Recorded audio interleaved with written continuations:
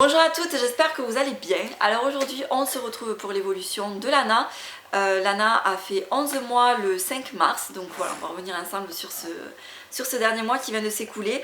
Il s'est passé quand même pas mal de trucs aussi, et puis voilà, comme d'habitude j'ai pris mes petites notes. Donc déjà je vais commencer par ces mensurations. On a eu rendez-vous chez le pédiatre il y a peut-être une quinzaine de jours environ. Mais j'ai l'impression qu'à l'heure d'aujourd'hui elles sont plus du tout à jour, je vais vous expliquer pourquoi. Donc il y a 15 jours Lana mesurait 70 cm et elle pesait 7,9 kg. Voilà. Et là je trouve que du coup j'étais passée aux 12 mois en vêtements, puisque voilà, pendant les soldes j'avais fait le plein pour le plein de vêtements en 12 mois, et là en fait je me rends compte 2 mois après donc avoir fait les achats, puisqu'on est début mars, donc ça fait 2 mois maintenant, elle commence à être un petit peu serrée dans les vêtements 12 mois.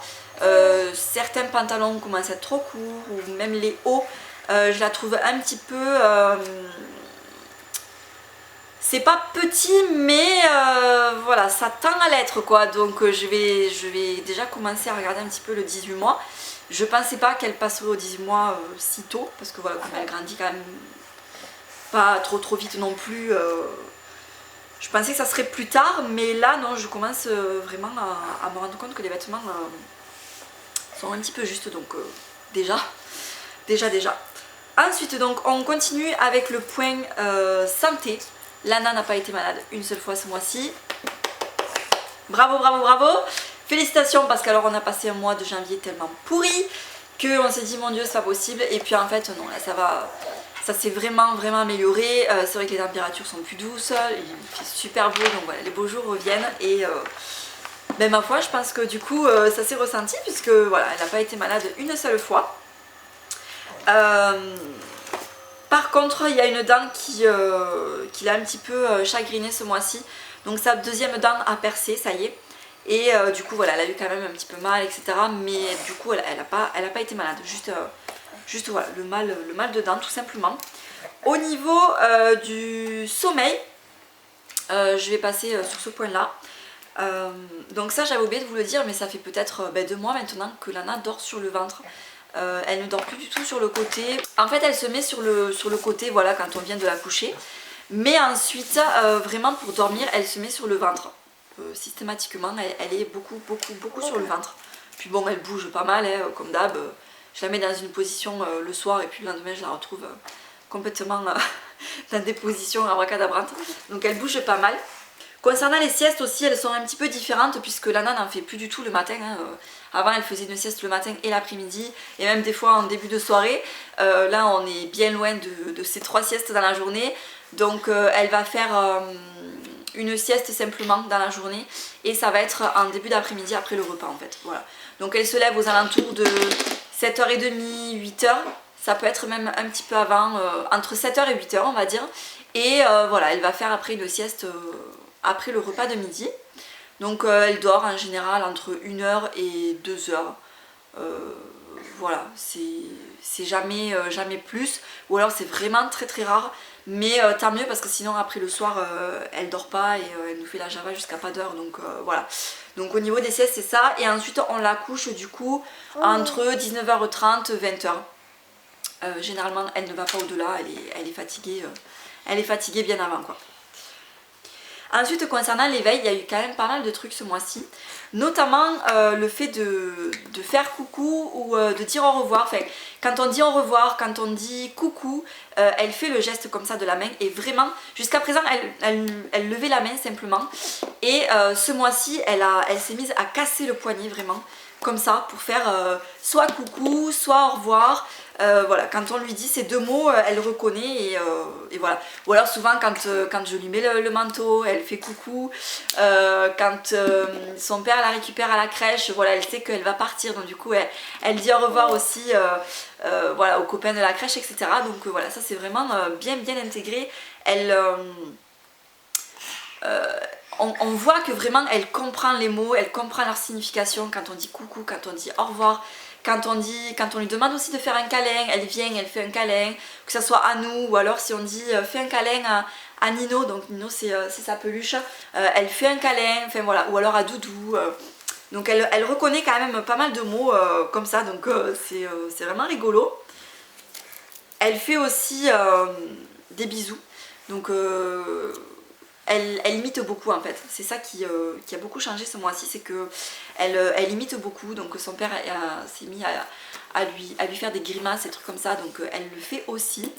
Et également les bisous, donc c'est vrai que quand on lui dit tu fais des bisous, donc elle fait des bisous. Eh mon amour, tu fais des bisous toi? Tu fais des bisous à tout le monde. Donc je sais pas si vous l'entendez. Tu fais des bisous? Tu fais des bisous mon cœur? Voilà les bisous, donc les grimaces comme je vous disais, donc c'est à mourir de rire quand son père commence à faire des grimaces et qu'elle essaye de faire pareil, mais franchement on se tord de rire parce que vraiment c'est à voir quoi, franchement c'est à voir. Au cours de ce mois-ci aussi j'ai trouvé que Lana elle était très maman, mais vraiment très maman. J'ai commencé à avoir du mal en fait, je vous ai fait une vidéo sur l'organisation, comment je m'organisais et tout ça, et je vous disais que j'essayais de m'avancer le maximum quand elle dormait parce que ce mois-ci, dès lors qu'elle était réveillée et que j'étais là, il fallait qu'elle soit collée à mes basques, mais vraiment il m'est arrivé de lui faire à manger avec elle entre les jambes par exemple parce que elle était collée et puis très maman, voilà, maman à toujours vouloir me faire des câlins, si je suis là il faut qu'elle vienne là, si je vais là-bas il faut qu'elle aille là-bas, enfin voilà, elle me suivait partout, donc c'est très plaisant bien entendu, mais quand on apprécie en fait quand papa est là, parce que voilà, quand je veux faire des trucs et que je suis seule, c'est très compliqué de le faire parce que voilà, elle est toujours... En fait quand elle marchera ce sera pas pareil, mais là vu qu'elle ne marche pas, elle me suit donc à quatre pattes et puis après elle me tient, elle est systématiquement accrochée à moi, donc forcément je peux pas faire ce que je veux parce que pour peu que je bouge un peu trop d'un coup, elle tombe quoi, donc voilà, j'ai pas forcément non plus envie qu'elle se fasse mal. Mais voilà, bien qu'après elle a beaucoup plus d'équilibre. C'est vrai que son petit trotteur là, elle s'en sert beaucoup là, vous savez son trotteur pouce-pouce là. Si vous me suivez sur Snapchat, vous l'aurez vu l'utiliser. Je vous invite à me suivre sur Snapchat d'ailleurs parce que je partage quand même pas mal. Elle me pique le stylo, elle a compris qu'on pouvait enlever le bouchon. Donc voilà, elle a beaucoup plus l'équilibre. Ensuite au niveau motricité, c'est vrai qu'elle a pas... Elle fait pas plus que ce qu'elle faisait, c'est-à-dire que voilà, elle marche pas encore. En fait, elle a gardé ses acquis. Ça a été plus au niveau de l'éveil qu'il y a eu des évolutions qu'au niveau de la motricité. Donc voilà, comme je vous disais, motricité, elle a beaucoup plus l'équilibre, elle tombe beaucoup moins. Quand elle est avec son trotteur là, voilà, elle se gère toute seule. Maintenant, en fait, je suis moins dans le... Vous savez, quand elle se levait au début, j'étais là à l'affût, je faisais attention qu'elle tombe pas, qu'elle se fasse pas mal. Maintenant quand je la vois, qu'elle se lève à droite, à gauche, je me dis c'est bon, elle les gère quoi. Voilà, c'est plus, on était plus dans ce côté-là ce mois-ci. Ensuite par contre, un petit changement qu'il y a eu ce mois-ci, c'est que papa est parti en déplacement pendant 4 jours et elle m'a fait vivre la misère. Donc d'ailleurs je vous ai filmé un vlog à ce sujet-là. Enfin à ce sujet-là, non pas à ce sujet-là, mais j'ai filmé un vlog quand papa n'était pas là. Donc il y a en cours de montage, je vais le monter. Je pense que cette vidéo sur l'évolution de Lana sera en ligne avant le vlog du coup parce que j'ai pris du retard sur le vlog, c'est un peu plus long à monter et voilà, comme je l'ai dans les pattes, c'est un petit peu compliqué de m'avancer sur les montages. J'ai également une routine que je vous ai filmée et voilà, pareil, elle est en attente mais elle est faite. Et en fait... donc il est parti 4 jours et vraiment je pensais pas, mais elle l'a ressenti qu'il n'y avait pas son père. Déjà ce sont mes parents qui sont allés la récupérer pendant 2 jours à la crèche et elle a capté que c'était pas papa et qu'il y avait quelque chose de différent et de pas normal quelque part. La nuit elle dormait pas, enfin, heureusement qu'il y a eu 2 jours en week-end et 2 jours au travail parce que c'est les 2 jours en week-end où elle ne dormait pas. Heureusement que c'était le week-end parce que sinon je sais pas comment, j'aurais vraiment eu du mal au boulot et tout ça quoi. Mais ouais, ça a été très compliqué, elle chouinait tout le temps, elle a vraiment ressenti l'absence de son père. Et quand il est rentré, elle lui a fait une fête mais monstrueuse quoi, c'était... elle lâchait pas son père quoi, des câlins, des bisous. Et bizarrement, depuis qu'il est rentré, elle refait ses nuits nickel. Voilà, puisque je vous disais déjà le mois dernier qu'elle se réveillait fréquemment la nuit, j'étais obligée de me lever pour aller lui remettre la susu, lui refaire un câlin. Voilà, les nuits étaient un petit peu chaotiques. Elle faisait ses nuits, mais elle se réveillait quand même pas mal. Et depuis que son père en fait est rentré de son déplacement professionnel, donc qui a duré 4 jours en soi, mais depuis ce moment-là, je ne me suis pas relevée une seule fois la nuit. Voilà, donc est-ce que ça... Je sais pas, je pense qu'avant il y avait quelque chose qui l'a dérangé, peut-être les dents aussi qu'il a travaillé, etc. Mais là, franchement, depuis qu'il est rentré, c'est nickel, elle redort super bien, elle refait ses 12 heures non-stop, c'est un régal. Voilà, donc elle se réveille en super forme, elle est moins ronchante du coup, enfin voilà, c'est vraiment hyper appréciable. Voilà, et au niveau de l'éveil aussi, je vois que j'ai oublié de vous dire un truc, c'est que elle est beaucoup dans l'échange. Donc par exemple, elle va donner un objet et enfin, on s'échange en fait les objets. Donc par exemple, on lui dit tu prêtes à maman, donc elle va me le mettre dans la main et puis moi je le lui rends, puis ainsi de suite. En fait, on est vraiment dans l'échange quoi. On est également dans l'esprit de vouloir jouer. Donc par exemple, une balle, elle va la jeter. Voilà, elle commence à jeter les objets. Donc voilà, la dernière fois par exemple, on a joué à ça. Donc je lui ai envoyé la balle, elle me l'a renvoyée. Et voilà, bon évidemment, elle visait pas forcément super bien, mais c'était le geste en fait, voilà, de jeter l'objet en fait pour jouer tout simplement. Je vais finir du coup cette vidéo par l'alimentation. Donc concernant l'alimentation, parce que j'avais oublié de vous en parler je crois le mois dernier. Donc niveau alimentation, le matin Lana elle est sur un biberon de 240, un biberon de lait auquel j'ajoute des céréales parce que sinon elle a du mal à tenir jusqu'au repas tout simplement. Donc comme je l'amène à la crèche en cours de route, je peux pas lui donner forcément un gâteau et puis à la crèche ils ne font pas ça, donc voilà, je lui mets des céréales pour qu'elle puisse tenir jusqu'au repas du midi. À midi, donc elle prend 200 g de purée avec de la viande ou du poisson mixé dedans en fait. Voilà, donc on est vraiment sur de la purée avec tout ce qui est viande et poisson ou même féculents. Voilà, je peux intégrer des féculents aussi mixés. Voilà, donc elle a vraiment des petits bouts maintenant dans sa purée et ça se passe super bien. À ça, donc je lui donne un yaourt et une compote. Pour le goûter, on est sur un yaourt, une compote et un petit biscuit. Voilà, puisqu'elle aime bien ces petits biscuits. Et pour le soir, je suis restée donc sur un biberon, soit un biberon avec des céréales, parce que le soir je trouve que ça... Voilà, c'est un petit rituel en fait, voilà, on prend le bain, ensuite elle a son biberon, ça l'apaise, ça la calme, c'est le petit câlin du soir aussi, ça fait partie du petit rituel. Donc soit je lui intègre des céréales dedans, soit je lui donne carrément un biberon de 240 de petites briquettes, vous savez, je les achète par contre. Ce sont des briquettes de lait avec des légumes dedans.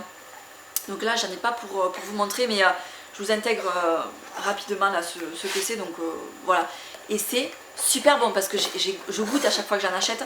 Et franchement, le petit biberon, les potirons ou les carottes et tout, c'est super bon. Donc je peux vous garantir qu'elle se régale avec ça. Et donc voilà.